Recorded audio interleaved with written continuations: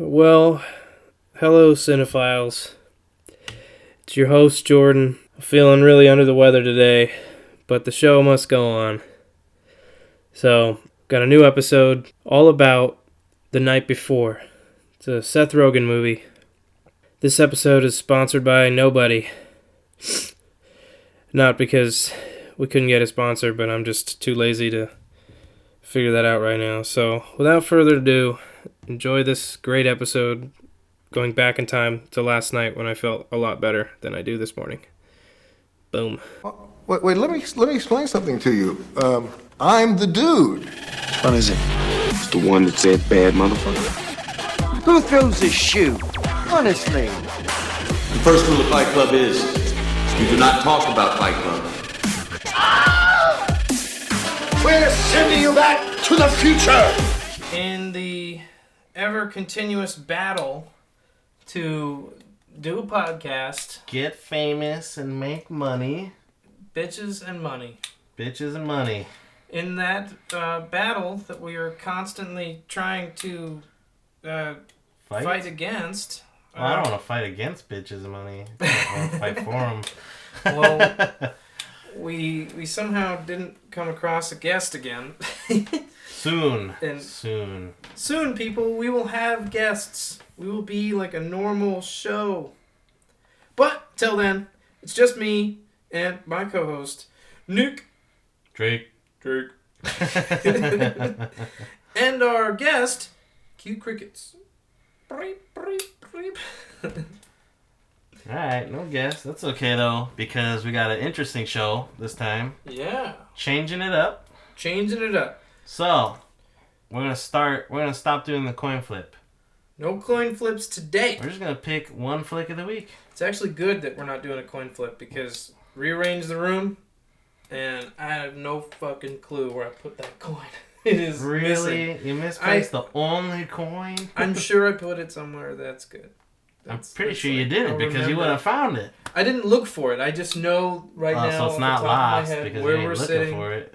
I have no clue where it is. But we're gonna start the show with current events, like back in high school. Kinda, but better. about movies. So, without further ado, Nick, what's your current event? So, here's an interesting thing. You know who Robert Rodriguez is? Yeah. Who is he? He did Once Upon a Time in Mexico. He did one of the Grindhouse films. Like a really good Mexican indie director. He does he actually all was of his one directing, all of his editing, all of his own music. Wow, really? Yeah, you ever listen to the soundtrack for like Sin City? It's all freaking his band. Really? He has a whole editing thing in his garage. Really? That's why movie studios give him money for Machete, because like it costs. They don't have to pay 80 people. They pay just the film crew, and then once it's done, that's it. Then Robert Rodriguez takes it from there. And Sin City was filmed all in like an airplane hangar, so they don't have to pay for sets or anything either. Yeah. So, but he just did something that's gonna, I hope, pay off. We probably won't get to see it pay off. But he made a movie with John Malkovich that's getting put in a time capsule for 100 years. It comes out November 18th, 2115. Son of a bitch. And I guess Louis XIII, the cognac, they're paying for it all. And I guess they're a big sponsor in that movie. And I guess there's like 3 trailers for it. You can check it all out on YouTube. 100 years is what it's billed as on YouTube. Wow. But it's a pretty bold move. John Malkovich kind of looks like a Jedi-looking person. Huh. And it's all in the future. I guess Chernobyl, I heard, is fine to walk around in this time. I wonder how much stuff it'd be like 1984. Remember how that book was written way before 1984 and a lot of stuff came true? Yeah. You know? And how Back to the Future was made for 1985 and... Yeah, exactly. And the Cubs almost made it to the World Series. Yeah. Pretty much. But I thought that was pretty awesome. I was like, wow, that's...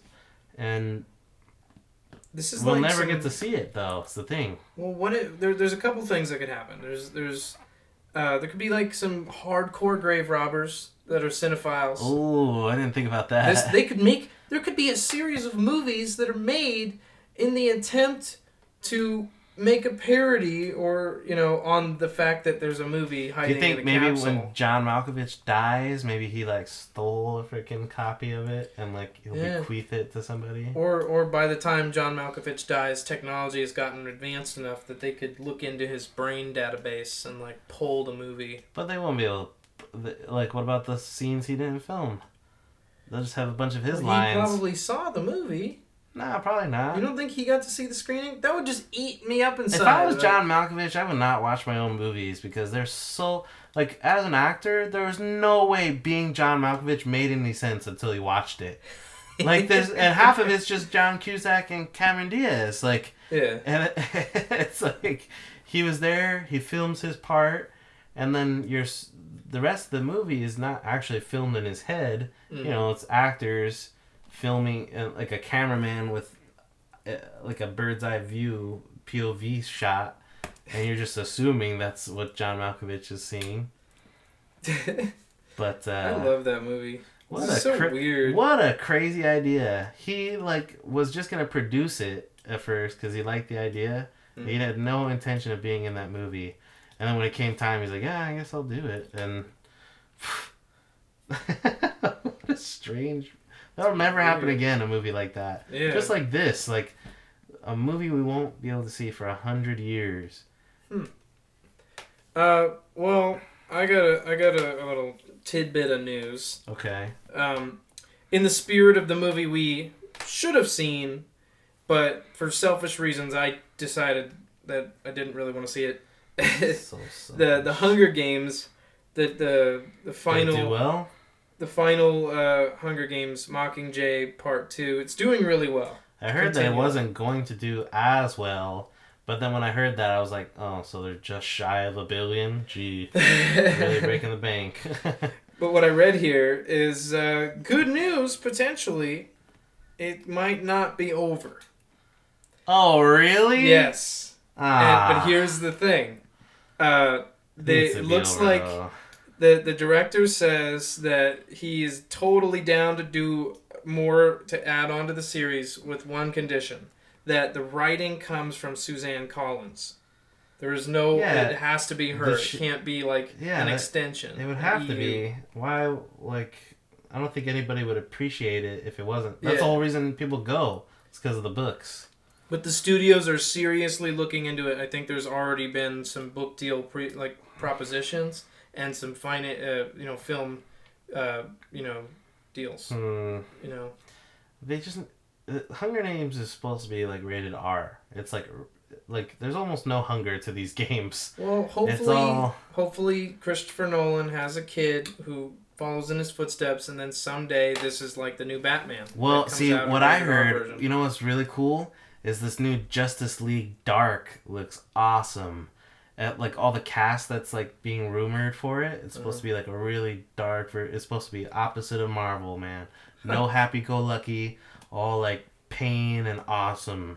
And Ron Perlman's supposed to be the Swamp Thing, and Ben Mendelsohn, our very own, like our fan favorite, is supposed to be a villain role in that movie. And like all these characters that I've seen listed.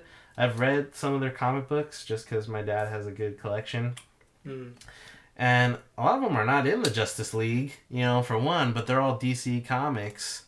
So I wonder how that's going to happen. I'm very interested in that, though. I like the direction Warner Brothers is taking by just, hey, we don't need to be jokey joke makers like, Tony Stark. We can be cool and be dark and still sell toys. That's cool. But Ron Perlman as the Swamp Thing is like the perfect choice for that. I don't know if you know anything about that, but he's like a doctor and he's working on something and chemicals like spill on him and he gets like, these, like the mob tries to kill him for something he created or something like that. They throw him in the swamp with the chemicals on him and his like body binds to the swamp. And he's stuck like the whole thing is like him not trying to really avenge his death, but his wife he's trying to get back, and while looking like this disgusting creature, he's like stuck forever being a swamp thing, and his wife is he's still the same man inside, but nobody can see that, and he's like cursed with this ugliness. And I was like, man, if anybody could pull that off, it'd be veteran actor Ron Perlman from Beauty and the Beast, you know, and Hellboy. But anyway, that's another, I guess, current event, right? Mm-hmm. All right, moving on. Time to talk about the main event, the Christmas on Thanksgiving movie. Yeah, kind of ironic. The movie we're talking about. Freaking Christmas should not be ready on Thanksgiving. And, you know, Thanksgiving should not be ready on Halloween. Mm-hmm. Just do it in the damn month it's for. Like, nobody really cares. Well, tonight we're talking about The Night Before.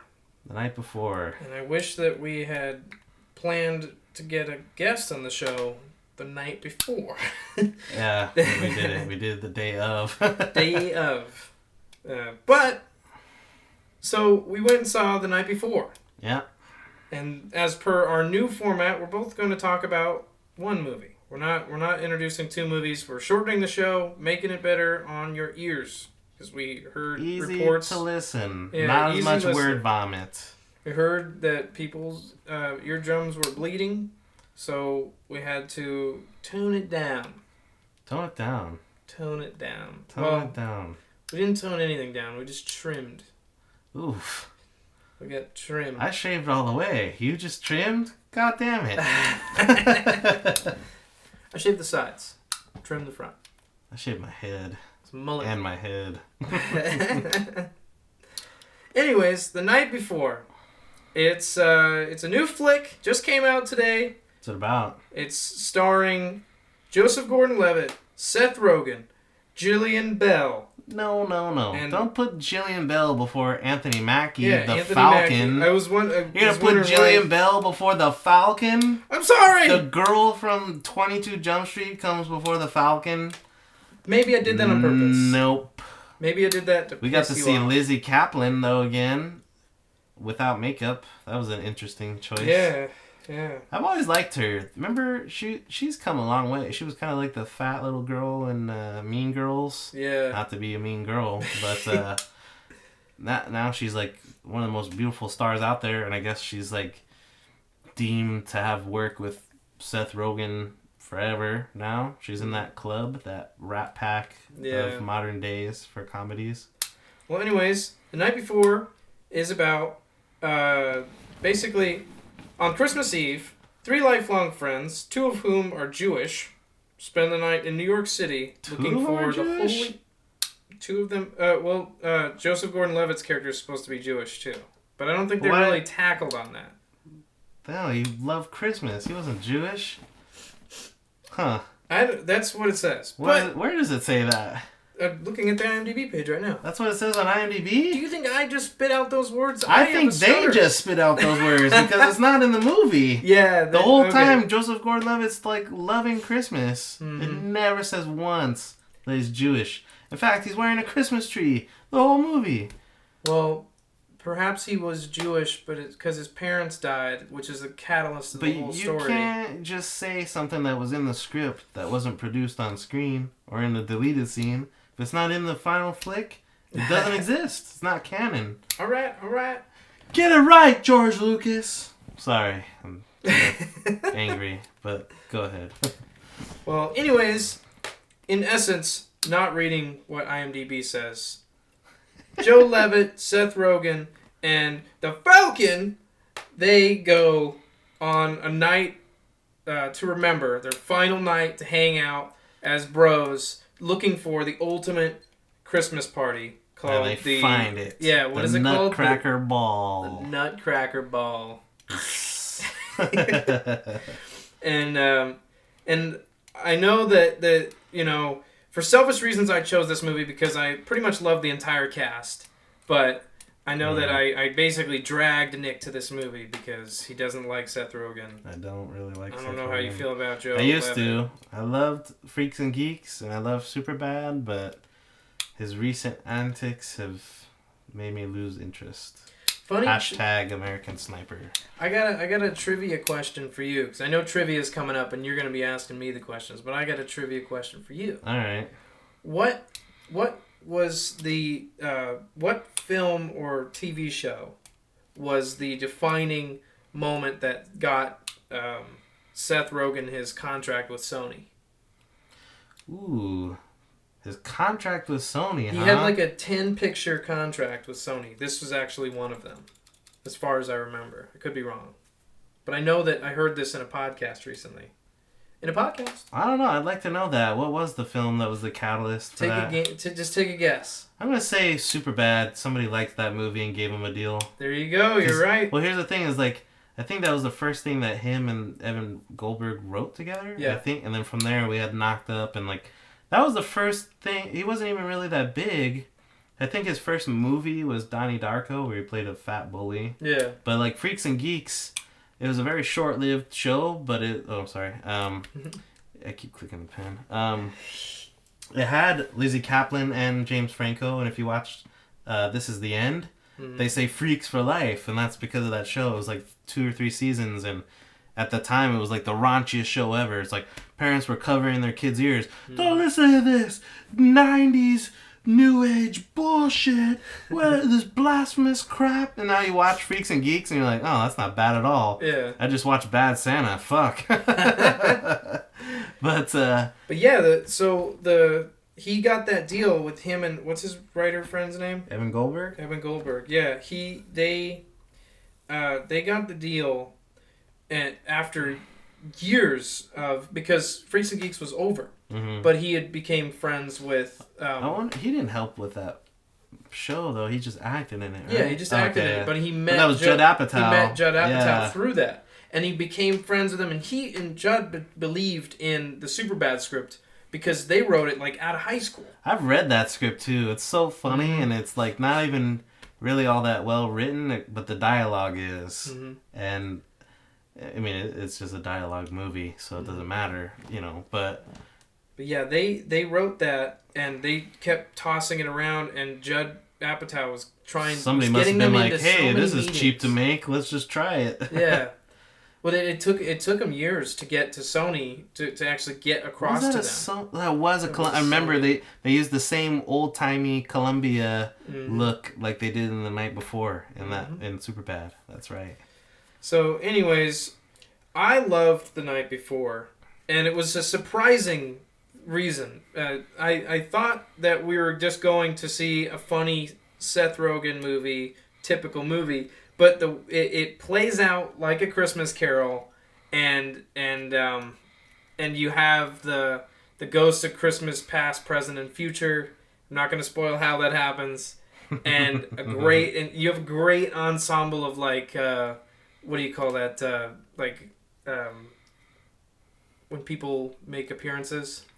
Oh, cameos. Cameos. Yeah, so many great cameos in this movie. Just, Mindy Kaling was in it. Oh, and it had Kim Jong-il. yeah, he just shows up.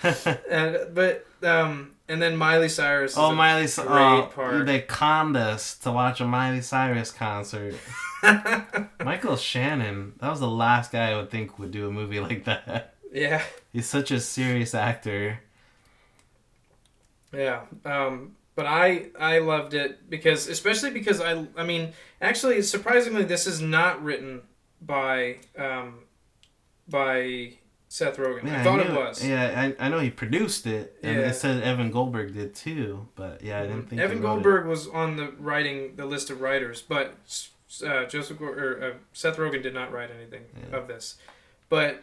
They had the same level and the same understanding of what I believe is like the best humor right now, at least for our generation, for people, between like 20 and like 35, is like this humor that's related to everything pop culture. Mm-hmm. Like they make so many references. There was like a lot of specific references that was like, my dad would never get that joke. Yeah, and it's totally like 90s kid jokes too, like.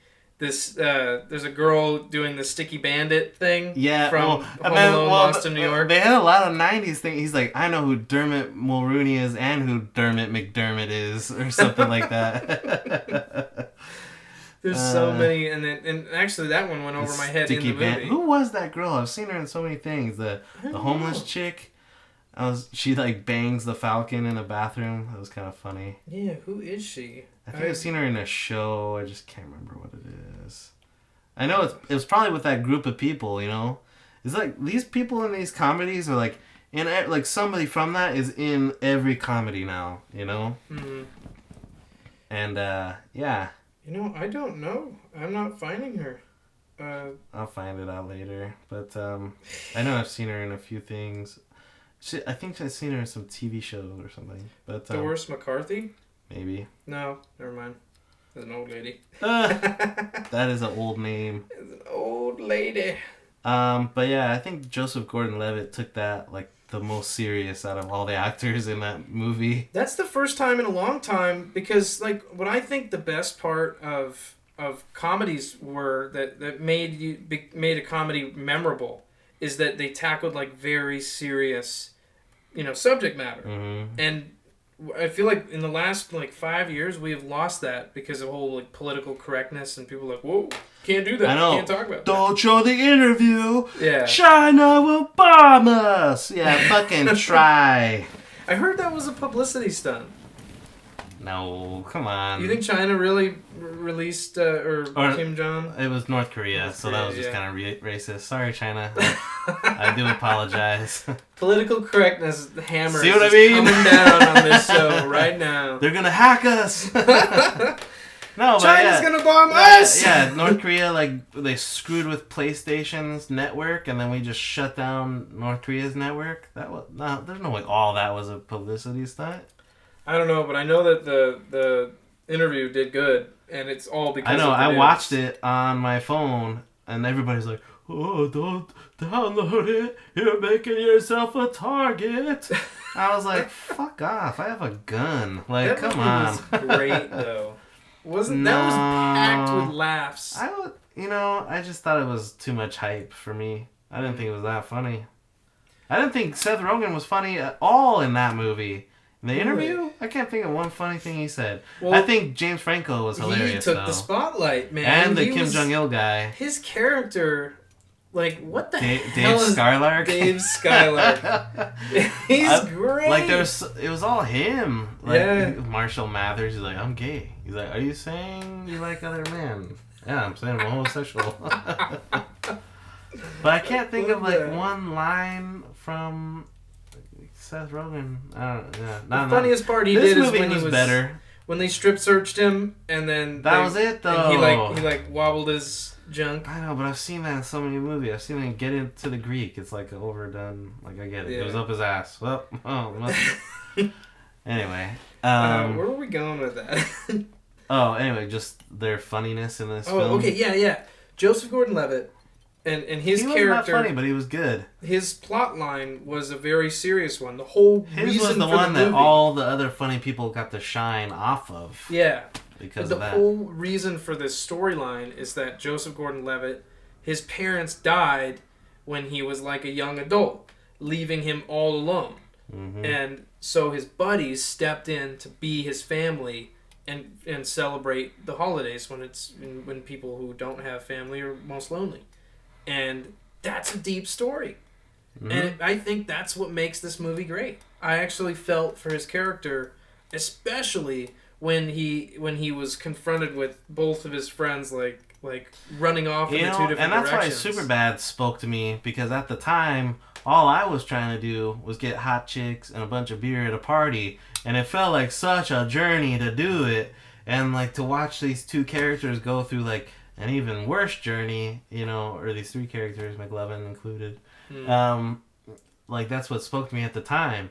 And now I see as these people are like in their 30s and they're trying to party like what a 30-year-old would party like, There's just not like a house party with booze, but they're trying to go to like one of the hidden outings, an underground party in New York City, which is really tough to do. they exist. You know, it's not fake. Maybe not like in that fashion. Maybe so. I don't There know. actually is. Here's another interesting piece of trivia. Has nothing to do with movies. But the coolest fucking thing in New York City. If I ever go to New York City, I'm gonna do this. I'm gonna make a video about this. I'm gonna make a video about that. But no, there's a deli somewhere in downtown or in uptown. Okay. There's like a deli or a hot dog shop or something weird. You go in there, in the back of this tiny little hot order dog shop. the McDouble special. No. You go into the back, past the counter, past all the seating, and there's a phone booth. What? Like an old British phone booth in the deli. It's just pushed up against the wall. You pick up the phone, and there's dial tone, and then it'll ring. And then someone picks up on the other side, and they say, "Do you have a reservation?" And if you do, you can go. They'll let you in. But if you don't, you can make a reservation. But I hear it's like you have to make a reservation like 3 or 4 days in advance because it's packed every night. But there's It's a a hidden party? underground nightclub under a deli, and you take a staircase through a freaking phone booth, and you have to have a reservation. There's like limit 300 people in there at any time. That's awesome. And it's every fucking night, and it's still there. I check on it, I'm like, oh my god, it's still there. How do you come across that? I read it in this book. There's this book I read about marketing and like it's This called book is Contagious. about psychopaths. What are you talking about? I'm just kidding. No, I got the book right here on the shelf. I'm gonna pull it up. It's called Contagious: Why Things Catch On. Oh, This cool. book is a great book. Here, let me borrow I'm that. like making all these like plugs today. Like, Oh. there's a deli, go to the deli, and then there's a book, and then there's a Seth Rogen That's old movie. so and- sick. Wow. Yeah, but anyways, Anyway. I'm really interested in going to New York for that purpose alone. I mean, there's other great things, but that's cool. And so that's shines the light on what this movie, the potential of it. It's real. This could really happen. And then back to the night before. One of the things I like the most is towards the end, one of the heart to hearts. The guy, I'm not gonna spoil who, that's like said that he's the one who hosts the party Yeah. every year. He's like one of my favorite books growing up was The Great Gatsby. he's got this rich guy throwing parties. Nobody knows who he is. I never saw that movie. You know, and that's the one of the few movies I've practicality. never seen. The practicality of it was funny. Yeah. He's like, yeah, I got a cousin who owns a warehouse in downtown. And People just love smart stoner movies. yeah, It's just so ironic. Everybody's got to watch it. I loved it. But I thought I was kind of disappointed that Lizzie Kaplan didn't. She's such a good actress. She's such a funny actress. They didn't give her anything funny to say. Nothing. And she was like in such a perfect position of who her character was to let her improv a little bit or give her something hilarious to do, you know? And I don't know. I felt like that could have been played by anybody. Yeah. Kind of a waste of talent. I bet maybe it was one of those roles where it's like she's friends with the other people. And it's like, hey, Yeah. you want to play this? Okay. I know, but still, like, so was the Kim Jong-il guy. Mm-hmm. She was in that movie, too. And she was funny in that movie, and she played just as big a part. Yeah. But she was hilarious. And this movie was just like, oh, okay, whatever. Play a generic part? Sure. Whatever. That's my thought. That was my negative. Why do I keep coming up with lame ass sound effects? I don't Earlier, know, what was I that, pulled a up UFO? I meant to pull up a desk bell, like a bellhop, ding ding, and it was this really quiet ding, and I don't know if everyone's gonna even hear it. And then, just now I typed in bullhorn, That was the bullhorn? and it was like, whoa. What was that? I'm gonna play it again. Bull's horn is that? This is bullhorn sound effect. That reminds me You of too. Transformers when Stanley Tucci walks in. He's like, what was that? And she's like, well, that's the sound you ordered when you walk in the building. He's like, no, I said transcendent. And then they go like, what the fuck? All right. So, Okay. final verdict. It was funny. I thought it was. I give it a 7 out of 10. I give I it think a it was- 6. I don't think I'll watch it like too many times, you know? I think I would watch like Superbad 1,000,000 times. Oh, yeah. The night before, it was missing something. Maybe just because it's a holiday movie, you know? I love holiday movies. I Every do year, too, I but like you know, I'll ritualistically... watch Elf 1,000,000,000 times. You know, that's honestly funnier to me. I don't know. But that's just my opinion. It's just like You your can make opinion, your own. man. That's just your opinion, man. So now, do you have a cool sound effect for this? What should it be? Oh, something that's transcendent.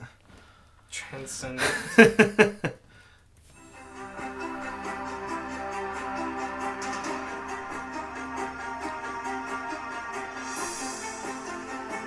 This sounds like a 90s show starring Nick Drake, Jordan Moore in Newsroom Especial.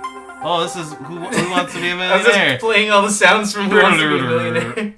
That first one was in that show? That's the opening thing. I feel like that's the opening of like Hercules or something with Kevin Sorbo. Have you ever seen that thing where it's like the beginning of Game of Thrones if it was in the 90s? It shows like such a happy beginning. Anyway.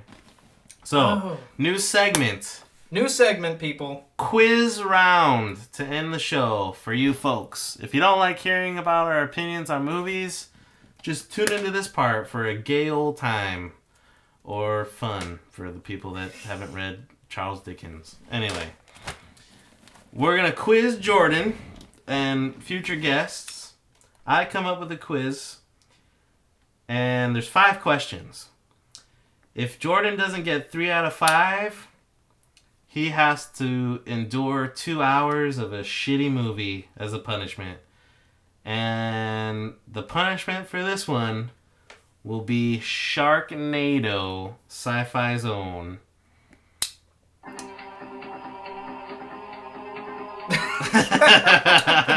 Are you ready? Multiple choice. Yeah, I guess that means you're ready. All right. I'm ready. Cue the music.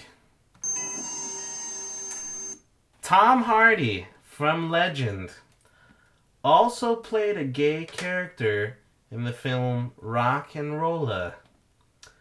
What was this character's name? A. From the Rough McGruff. B. Handsome Bob. C. Big Dick Rick. Or D. Pickle Tickle Terry.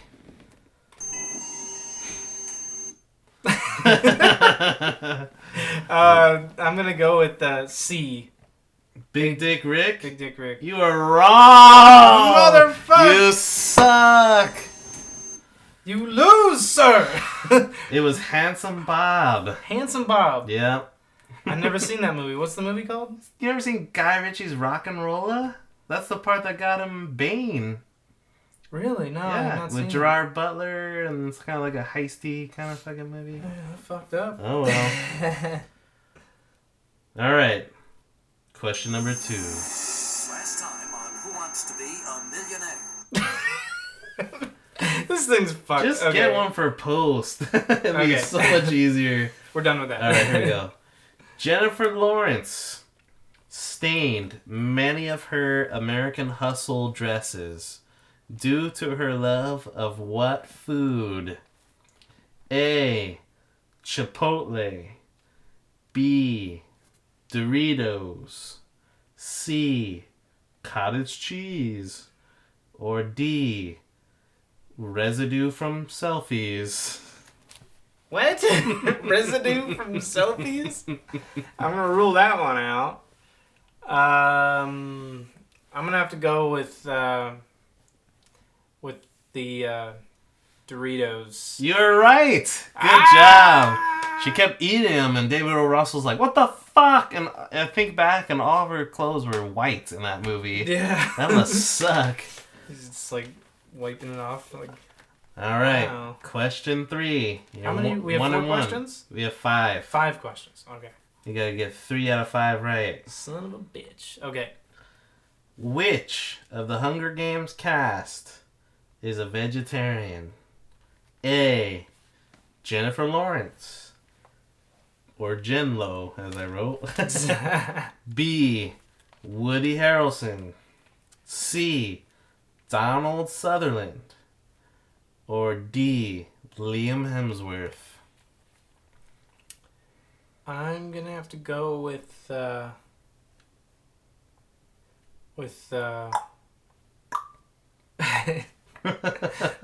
clock is ticking. The pressure's on. Ah! What was the second choice? Woody Harrelson. I have to go with Woody Harrelson. You're right. Good job. I think I saw something about that in like the behind the scenes for. Yeah, I guess they What's said that one? for Hunger Games he would always have to eat dessert or drink. As Hamish Abernathy or whatever the fuck his name is. I don't know. I didn't read the books or anything. Anyway. Okay. Which movie, other than The Night Before, did Michael Shannon and Joseph Gordon-Levitt star in? Was it A, Sin City 2, A Dame to Kill For, B, Don John, C, Premium Rush, or D, Hesher? Michael Shannon is the Mr. Green. Mr. Green.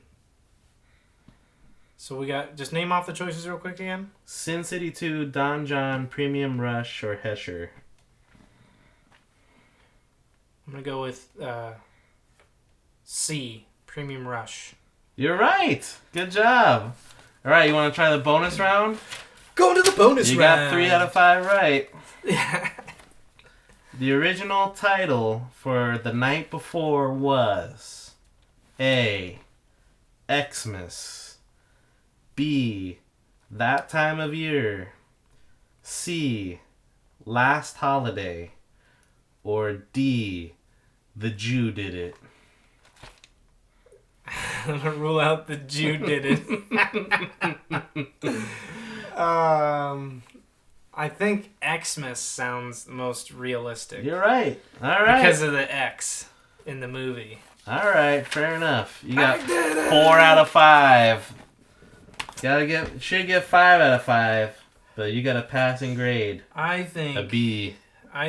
B minus. Ugh. God damn it. 80%. I think you should have to watch Sharknado. Why should I have to watch Sharknado? So you can have a Sharknado. I didn't fail no quiz. You can quiz me next week if you want.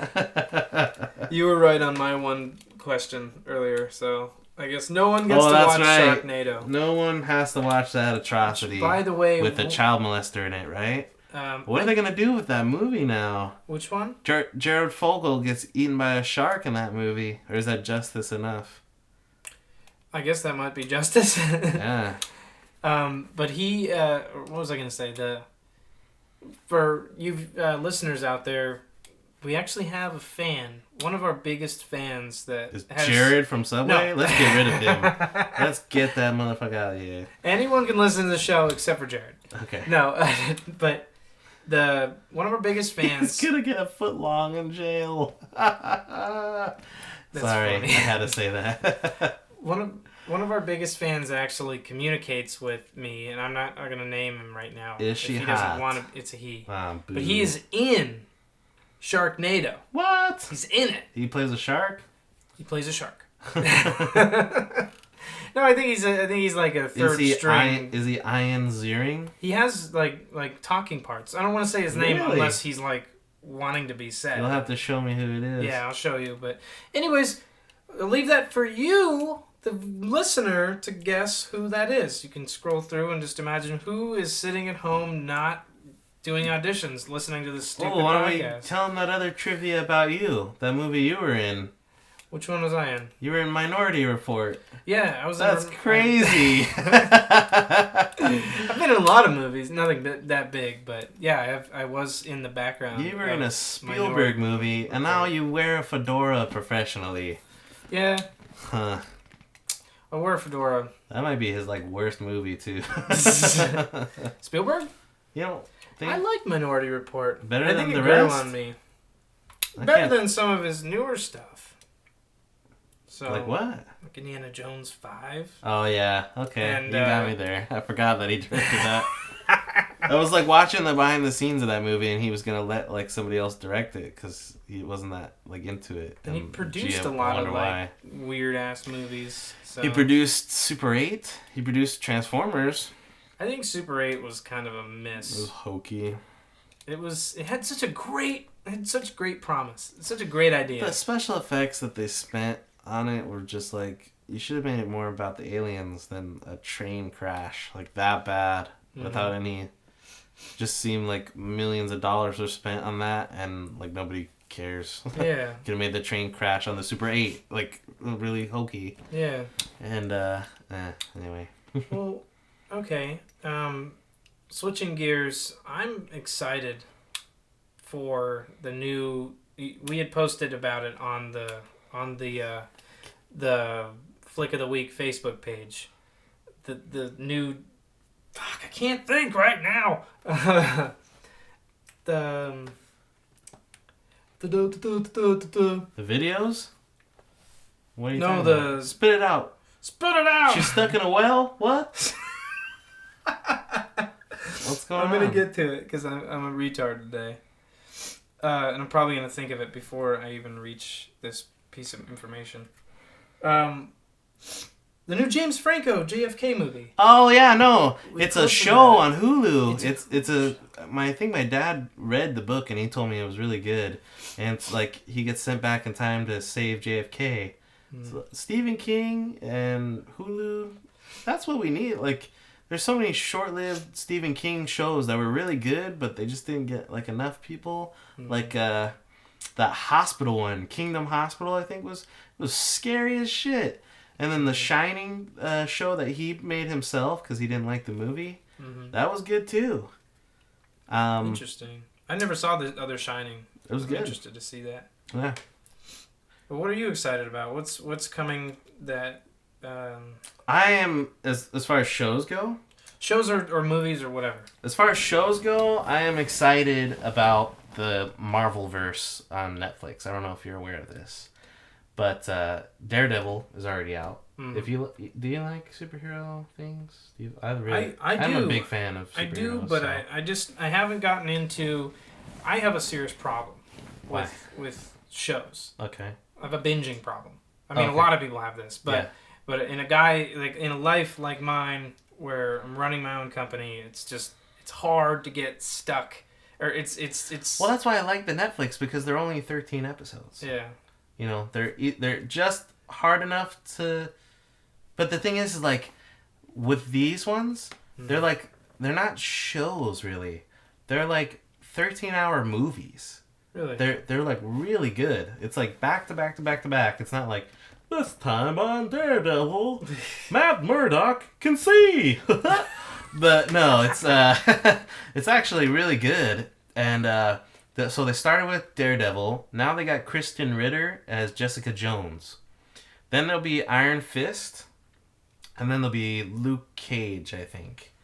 And Daredevil did so good. It's already getting its second season. And John Bernthal, Shane from The Walking Dead, as you might know him, he's going to play the Punisher.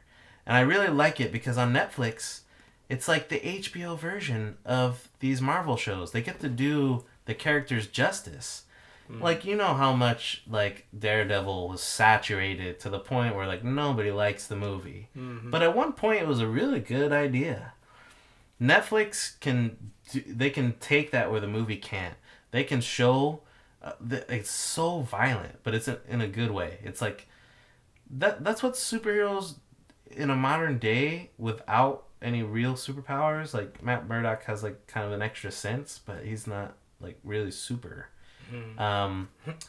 But he knows like karate. He just studied karate like so long. Like that's his whole thing. And as a filmmaker, I think that you would like that. At least watch the first 2 episodes. Because the second episode has this long shot. It's like a 5-minute fight scene where you see Daredevil fight these mobsters in a hallway. And it's just a long shot of like everything going on. And he's like getting tired. It looks like a real fight. He's like tired as shit by like the time he can barely stand up by the time he's on the last guy. He's like kicking and punching. He's all trying to like save like a kidnapped kid or something. So it has like that element of like good filmmaking. And then Vincent D'Onofrio, he plays the Kingpin. Such a good character.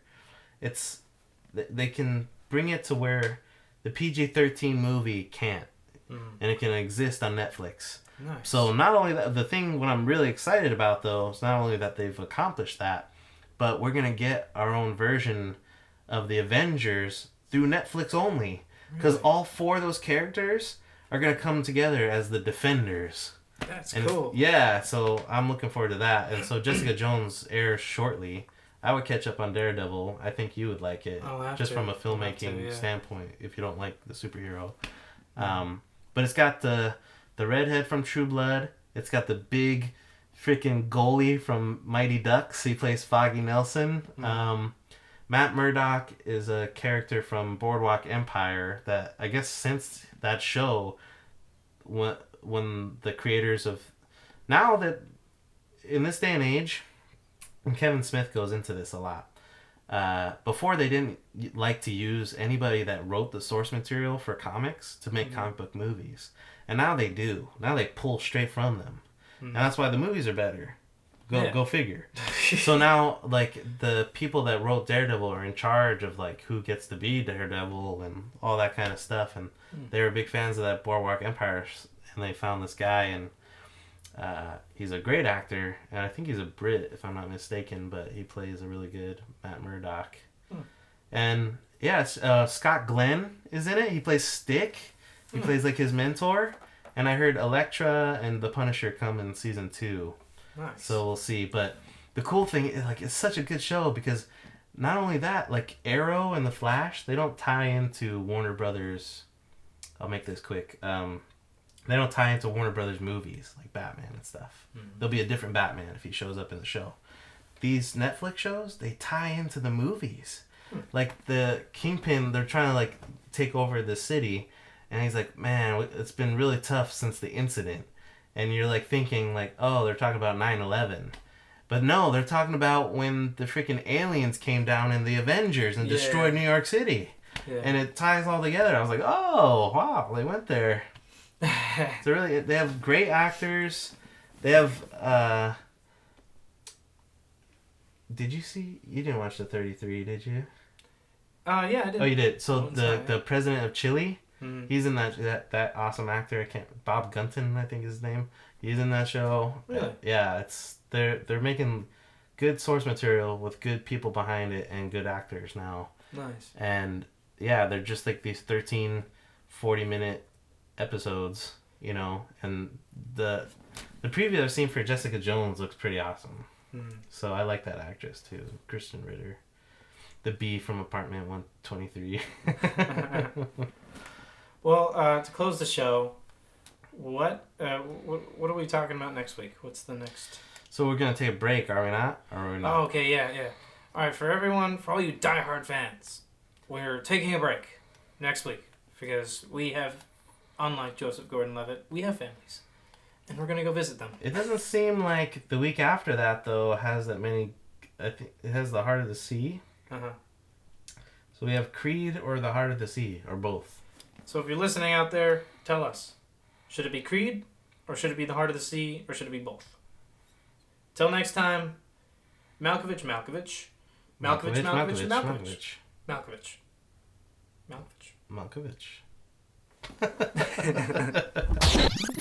Hey everybody, I hope you enjoyed this episode of Flick of the Week. If you liked it, be sure to subscribe to us on iTunes, YouTube, and Facebook, as well as Pinterest. And pretty much any provider of podcasts, I guess. I mean, we're everywhere. So be sure to subscribe. Thank you.